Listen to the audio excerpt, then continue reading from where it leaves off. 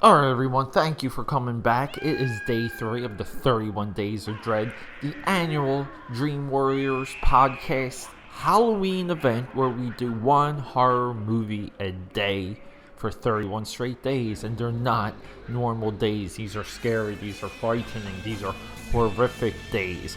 So you already hear that music, you hear the spooky sounds, you hear the witch screaming. Let's just hit that intro and jump back into it.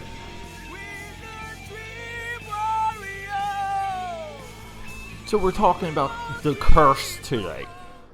Yeah, it's you can maybe best define it as schlock horror, 1987, directed by David Keith. That name might sound familiar if you're really into obscure character actors, kind of like one of those guys you've always seen in something, you just can't pinpoint his name. He directed only one movie, and that movie being The Curse, starring, this blew me away, Wil Wheaton. But before we get into that, before we jump into this movie, let me tell you a little bit of who I am. I'm Peter A. DeLuca, AKAPAD, AKAPAD, another known as Peter Anthony DeLuca. That's how we just put it all together. And if you go on the Twitter and the Snapchat and even on the World Wide Web and search AKAPAD, here we go. I pop up. If you go on Instagram, it's AKAPad13. It goes on and on, even to Twitch and YouTube.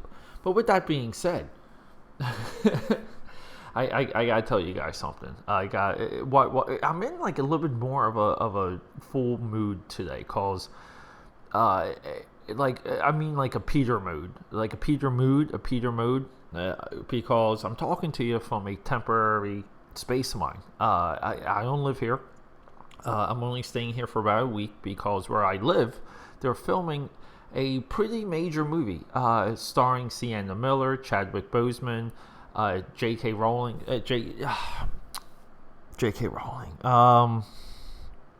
J.K. Simmons from Whiplash and the Spider-Man franchise, Commissioner Gordon. I don't know if he'll ever reprise his role as Commissioner Gordon. Yeah, so we got Black Panther, the Commissioner Gordon, and the Baroness all hanging out at my place where I live because they're shooting a major movie. And I'm a little bit displaced. The production company hooked me up. Where I'm at right now is a phenomenal facility. It's called 1500 Hamilton. It's a block from where I live, and they're building this place out as I'm talking to you. They're building it out. And they had like the first floor available. So the production manager, this really cool guy, Chris, was like, hey, you kind of said you wanted something cool and nice, and I found this. What about it? And I just, yeah, let's do it. So let me tell you, look, the amenities are not even finished for this place, and it's phenomenal. Like that's when you know you're in a cool spot, when it's not even completed and it's like already blowing your mind. And look, as I'm talking to you, I'm going to multitask. I'm going to put my phone on silent. So I'm using, equipment-wise, I'm just using my Microsoft ProBook and a Snowball microphone made by Blue. And this is kind of what I started Dream Warriors on, was this very microphone. Norm and I sat down across from each other, hoping to, do something, like get something going with it. I was the one that went completely berserk. Started buying professional equipment, got obsessed with the sound, with the editing, with the software, content, on, and through my madness, made it almost like a full-time job. And that's one of the hardest things to do in life, when you do something full-time and you're not making money at it. And you don't expect to make money at it, and that's Dream Warriors for you. We are obsessive about the podcast, creating the content, and we just want to keep going. So, and that's a little bit of the definition. Even when I deal with contributors with Dream Warriors, even if you're casual, I kind of want you to be a little bit obsessive. At least about something, just so you can spin things off the top of your head and help you make a great episode. Because I really do feel that I believe that Dream Warriors is only as good as its last episode. Now, when I was doing the intro earlier, I was trying to make a pot of coffee, and I haven't used a normal coffee machine in a century. And as I was talking to you, the pot wasn't inserted into the drip properly, so it just went all over the place. It almost filled up the entire counter. So I had to stop that, clean up the smoldering hot coffee, salvage what I could. I think I got like half a pot. And, well, here we go. So, coffee check-in. I'm doing hot black coffee, straight from a mug. And this, just me telling you, like, just how amazing this place is. It pretty much comes, like, pre-furnished with even kitchen utensils and kitchen equipment. And fully furnished along the way. So, I just wish there was a little bit more in the fridge. I feel like if they leave you, like, a coffee station, for like their guests, and because obviously I'm a guest, they should fill up the fridge with condiments. Can I get a holla on the condiments fridge? So okay, so let's get back to this movie. Let me take a sip, and we're going to jump right into this flick. Okay, so this movie, The Curse, this was long on my list. I mean, this might have been going back to my youth, to the VHS days, where I would just constantly see like little posters, like not really pamphlets, but almost like 11 by 14 poster handouts of this that some of the video stores would get. They would get like a stack of them and have them available at the counter, or just something to give away to the kids. Like I want to say I've seen this artwork on movie, like B-movie poster books, but the artwork has always resonated with me. The logo is fantastic. The logo always stuck, and I knew it was part of a series. And usually my logic when I see that something has, part 3, part 4, part 5, is usually the first movie is pretty much a home run. And you can even say this from, Friday the 13th, Nightmare on Elm Street, all the way down to Leprechaun and Puppet Master. The first movies kind of sing, they at least have something, and you can at least like the first movie. And, a lot of times, like, franchises are made from a successful first movie, and I think some people are just stuck making movies because it's like they're stuck continuing that franchise because it might keep jobs going. It might keep a whole production house going. It's hard to know the mechanics of why some franchises don't die. I'm looking at you, Predator. Even though the Predator should never die, that movie should have an update every other year at least until they get it right. I mean, if I was Fox or Disney, I guess Disney now, I would immediately announce a new Predator movie right away, regardless of box office return. But I will say this though, the Predator will most likely double overseas because the international market loves movies like Predator. They actually love Predator itself. But I'm just waiting for all these movies. Can we get a female Predator? I think it's time. Where are my SJW bros and gals and whatever else? Where are my SJWers for a female Predator? How about a female Predator movie? This has got to be a movement. We got the female queen already. Like, we got that with the second movie. But no, moving on. But yeah, so this movie was great to watch this movie because it's just one of the ones, like, off of my mental list. And I was so curious of how the movie built into a franchise. And lo and behold, I had no idea. Geek God, maybe like the first adopted geek, I will say, is Wil Wheaton is in this movie. Wil Wheaton, if you don't know, Wesley Crusher from Star Trek Next Generation. He, with throughout his acting career, he has bled off into geek commentary. He's almost what I'm doing. He's the first one, I think, to do it, and had kind of like a platform and a name to build off of. But he's like the original geek commentator. Like almost like thought leader. And that came from the geekiest TV show you can imagine, which is Star Trek The Next Generation. But he's a young dude. He's a young actor in this movie. He plays, I think his name is Zach. He plays Zach Attack. So, I had a lot of anticipation for this. I thought it would be great to do it for the 31 Days of Dread.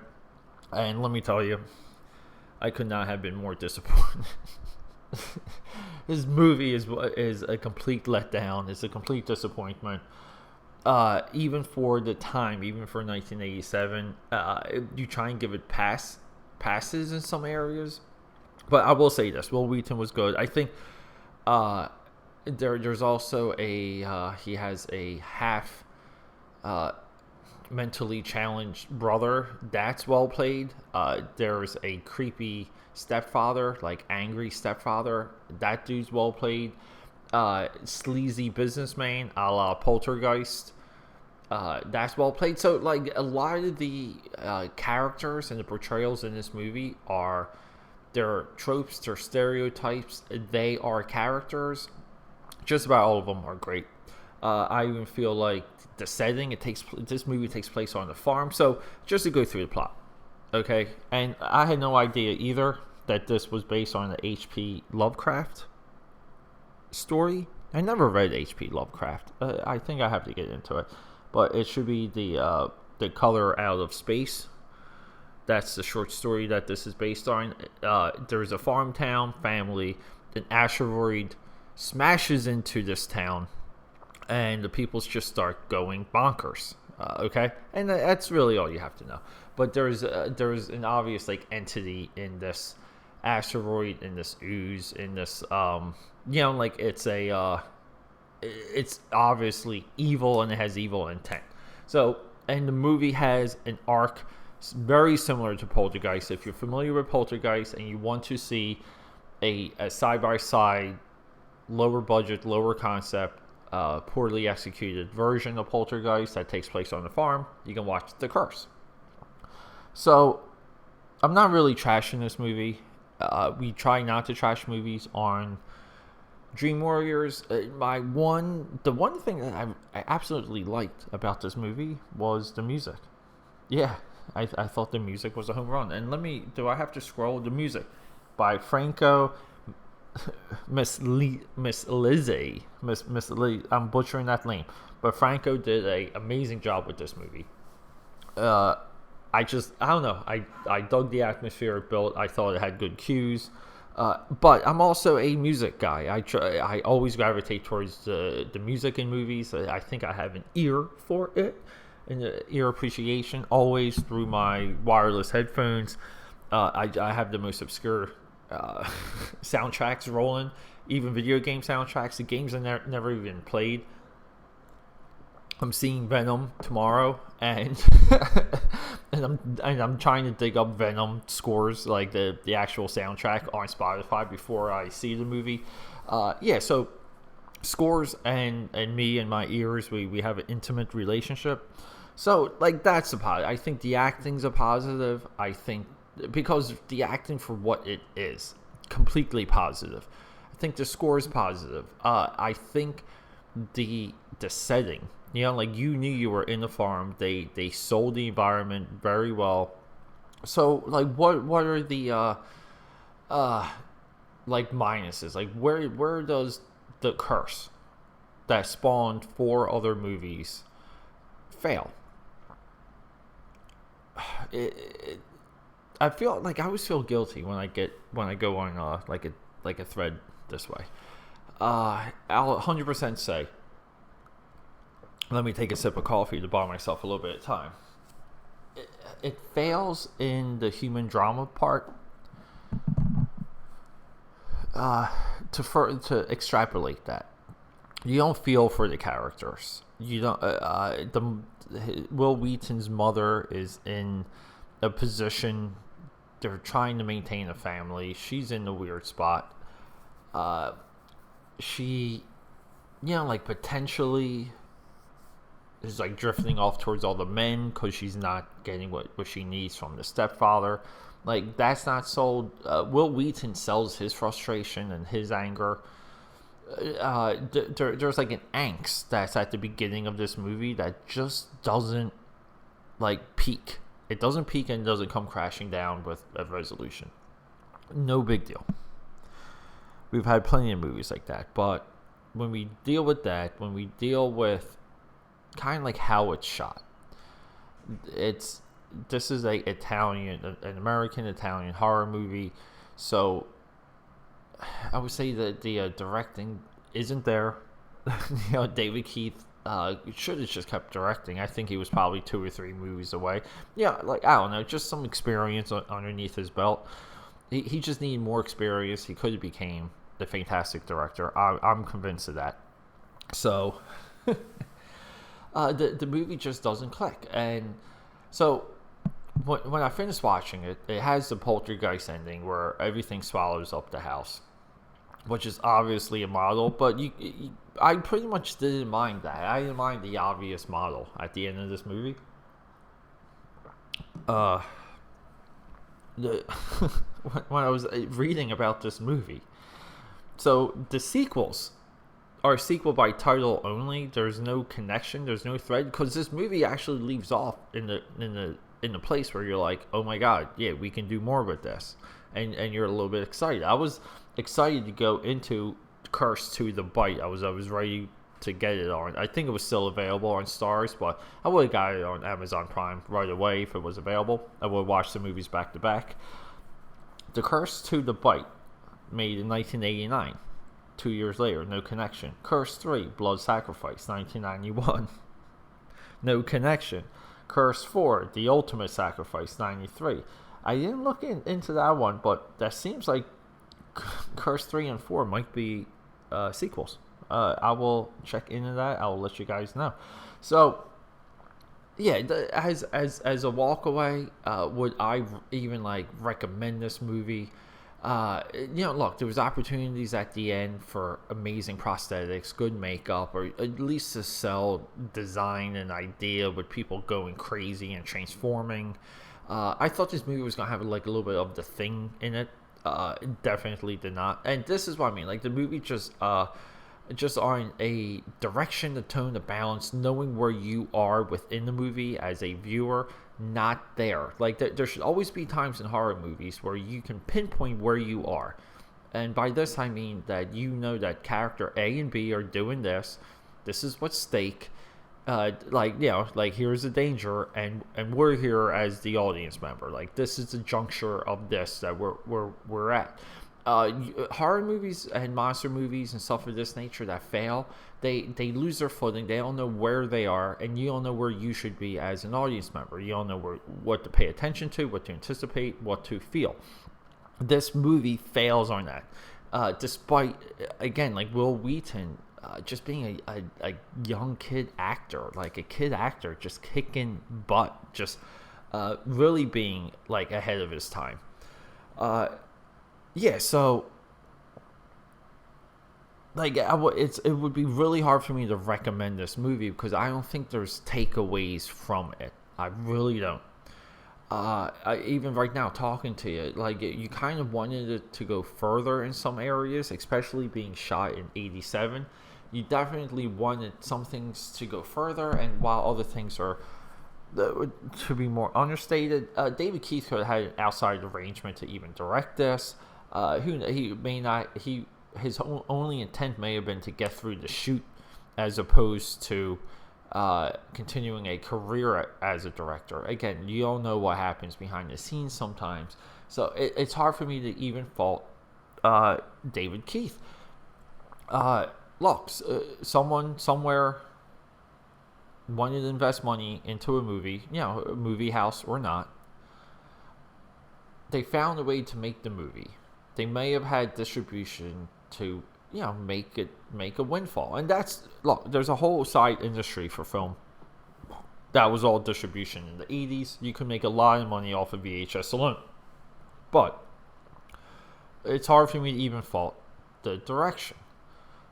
This is just a failed production. It's failed on conception, execution, intent. I would say that's the biggest fault of this movie. It fails on intent.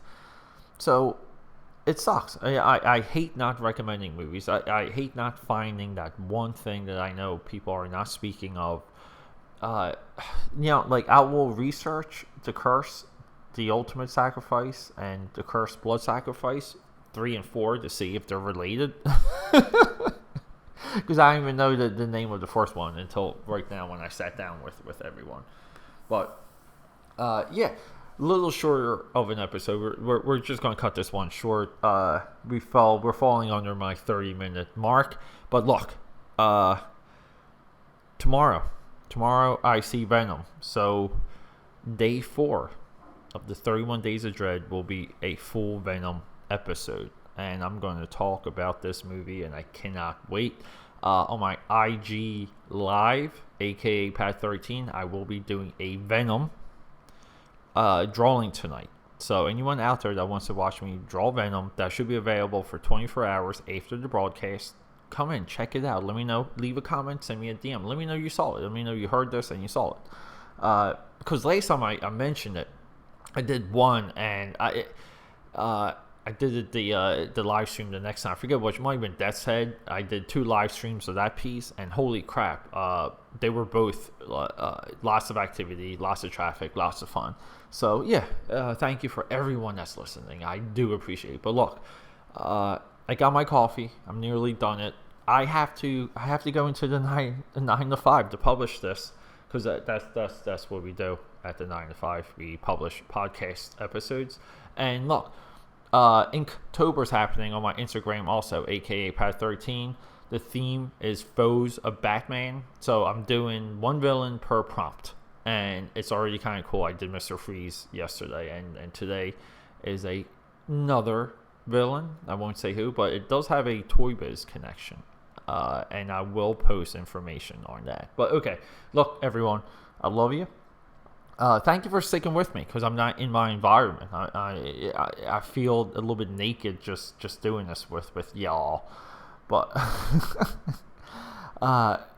we'll be back to form soon. I might be just better with the snowball anyway, cause it does take me, if I'm in a different spot, it does take me a few to get my brain going. But look, and what to expect. And I don't even know what the audio is going to be like. I'm so paranoid. But look, do something fun today.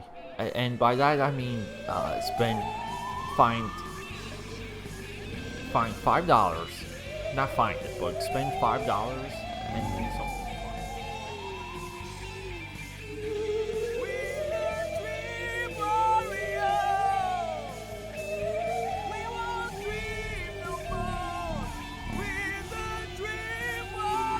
Hello. Here we go. Oh. Is that? Wow, that's a quick movie sound rate. Okay. Testing. 1, 2, 3. We're doing this. 31 Days of Dread. Day 2, day 3. What day are we in? How about if we stop the music? What's more important, the coffee or the music? I don't really know. The coffee is going though. Okay. Alright. Oh my god. Alright, hey, everyone, thank you so much for coming back. Day 3, 31 Days of Dread. Testing 1, 2, 3. Testing 1, 2, 3. Boom. Looking good. Sound waves looking good. Good morning, everyone. Yes, it's your morning horror podcast.